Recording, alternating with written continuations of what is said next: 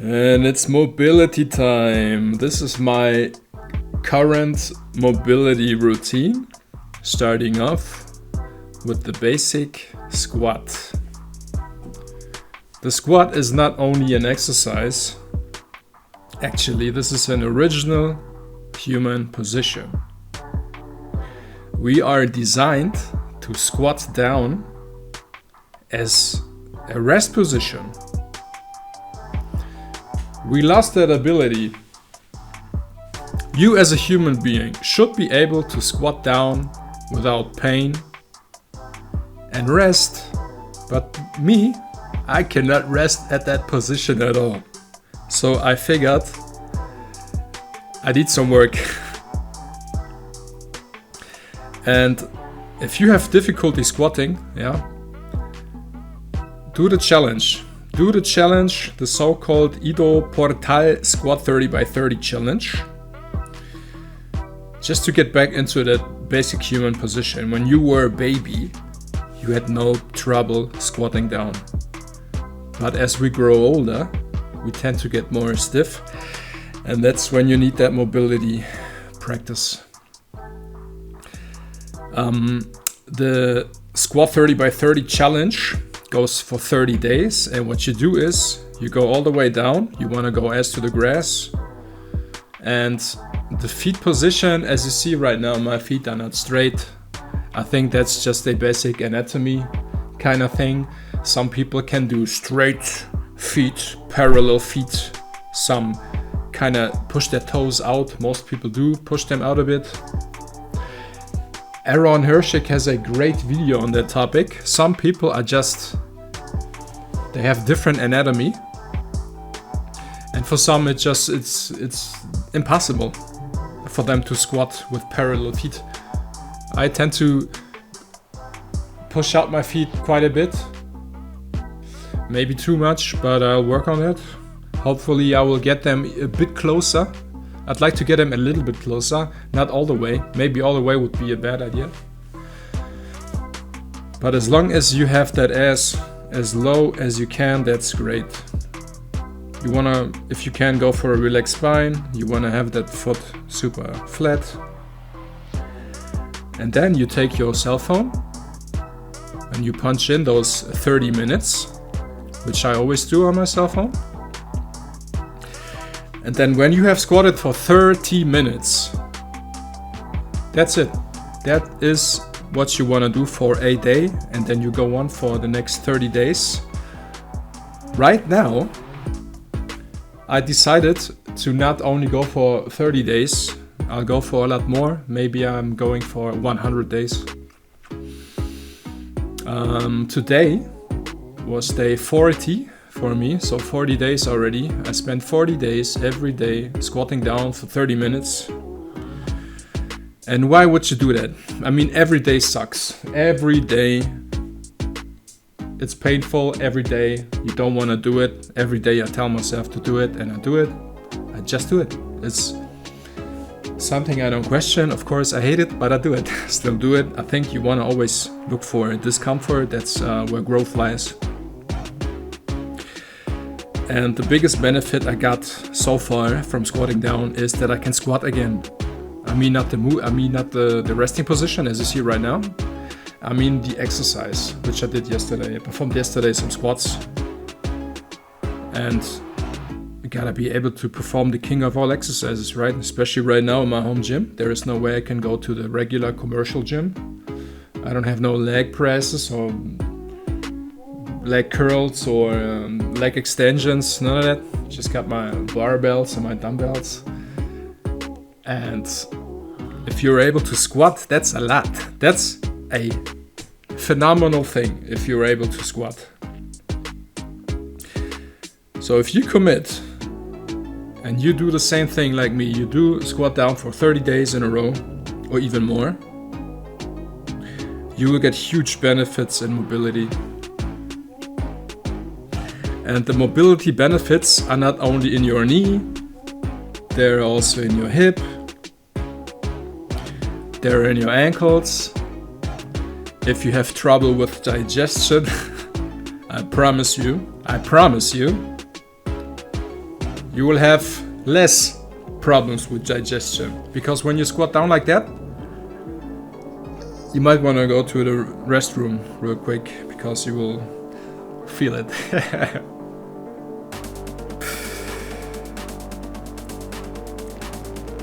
And the biggest benefit from doing that, like I said, is being able to squat as a movement. I got rid of the knee pain in my left knee by doing this challenge. This challenge sucks so much. You start sweating, you feel uncomfortable. It just sucks, right? But the benefits, they do make it worth.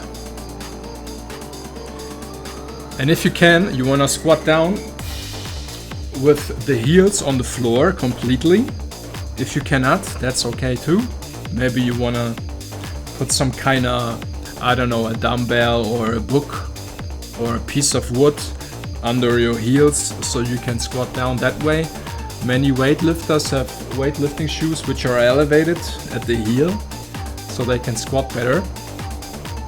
But I aim for that flat foot squat, ass to the grass style, all the way down, for the mobility benefits. I'm not sure, but maybe one day if I proceed doing those deep squats, I will be able to just stay down there and rest and not feel like it's an hassle, not feel like it's stress on my body. But yeah, we'll see. Here's something I've realized by squatting. I feel like my left hip, I can sink down a lot more on my left hip than I can on my right hip. My left knee was the problem knee. My right is completely fine. So it might be that my hip mobility on the left side is better than on the right side. So I guess there's some kind of imbalances going on. But by squatting down equally, I try to squat down equally on both hips, on the same intensity. I hope this will get resolved. And also on my ankles, I realized I have more mobility in my ankles. Don't make the mistake, I'm telling you, every day sucks. But the benefits are worth it. And when you squat down like that, you wanna try to maybe distract yourself. Currently I'm reading a book, it's by Matthew Walker, it's called Why We Sleep. But I cannot get myself to read while I squat. When I'm squatting, it's painful, so it's hard to concentrate on anything really. So I just watch something that really entertains me, nothing where I have to concentrate. Something that puts me in a good mood, something that will just keep me distracted. Because if I keep watching or looking on my timer, this is not helpful. You will count every second and every minute will go down and you will long for another minute to go down. So you better keep yourself distracted, look at some kind of cell phone, look at something, whatever it is, whatever floats your boat. Like I do right now, just checking my phone. Also I figured, my neck muscles also get tired if I look up all the way. But also I want to make sure that my neck gets some stretching into. And if you can, spread out your legs as wide as you can.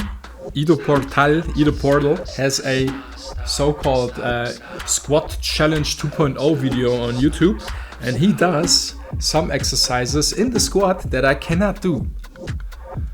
He will take both his fists, put them in front of him, and then he will bow down with his head touching his fists all the way. Or for example, he takes his hand and stretches out the left knee all the way so his elbow extends. Left side, right side, same thing, takes his right hand on his right knee and he stretches out that knee all the way. So he opens up that hip joint completely. That is some high level shit. I'm not yet on that level. I'm not if I'm ever going to be on that level, but just squatting down, that's a lot for 30 minutes. I did squat down 30 minutes in one shot this time. My camera died, unfortunately, but you don't have to squat down all the way for 30 minutes. You can go for 5 minutes here and there. Then maybe there some minutes, maybe 7 minutes. Next time just 1 minute, and then here again for 3 minutes. If you can squat down for 10 minutes, that's great. You do that 3 times and you're done for the day. Also, if you do that in public, you will get strange looks. I think I did it once a while ago. I did that challenge. I completed that challenge a while ago for the first time, and I did 30 days. Now I'm going more than 30 days. As I said, right now it's day 40. And people will look at you funny. Also, you want to squat down with no shoes, no flip-flops, no socks, nothing. That makes a difference like nothing else. I mean, if you have shoes on, you get a lot more stability going on, and you want to be able to stabilize your own body with your own bare feet, naked feet. So it's better for you to have nothing on your feet, nothing at all. And between us, I do that 30 for 30 squat completely naked, because all those clothes I'm wearing, I think they make the squat easier, believe it or not. But if you're completely naked, the stretch is even more intense. Try it. Try it yourself. Tell me about it. No shoes, no flip-flops, no clothes, and the squat will be a lot more intense than this.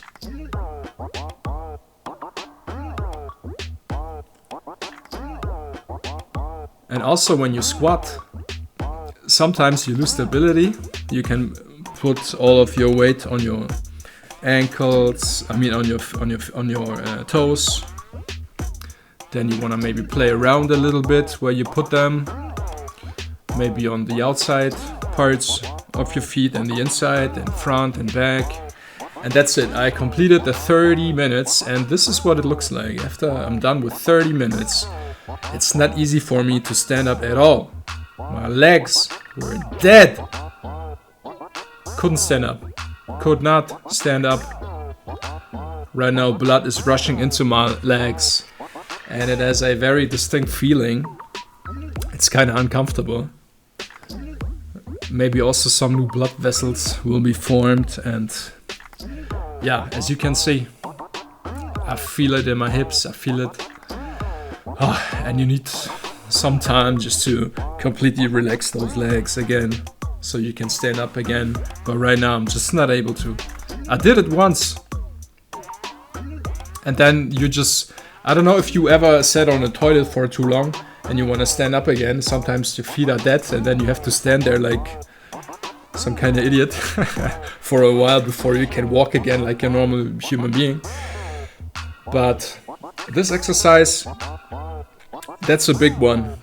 I mean, mobility wise, I think this is the most bang for your buck mobility exercise, in my opinion, in my humble opinion, other than hangs, which I'll do shortly after I'm done with my dead legs. After my dead legs are back alive again, I'll show you how I'm hanging, because I installed this chin-up bar in my little kitchen, which we will proceed right now. You see, I'm standing now and I'm almost able to walk. If you have a chin-up bar, after time it kind of gets greasy, and the best way I find to clean a greasy chin-up bar is isopropyl alcohol. This stuff completely gets rid of all the fat, all the grease, and here and there when I'm just hanging for a goof, I tend to hang for maybe 30 seconds, that's it. But today, after a freshly cleaned chin-up bar, I did hangs for a minute.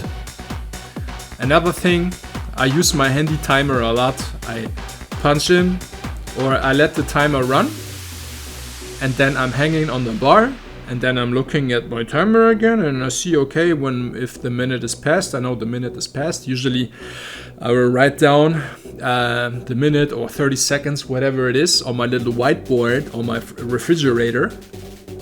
And then I know if I go for 2 minutes for the whole day, I keep track of that. And it's always right there on my refrigerator.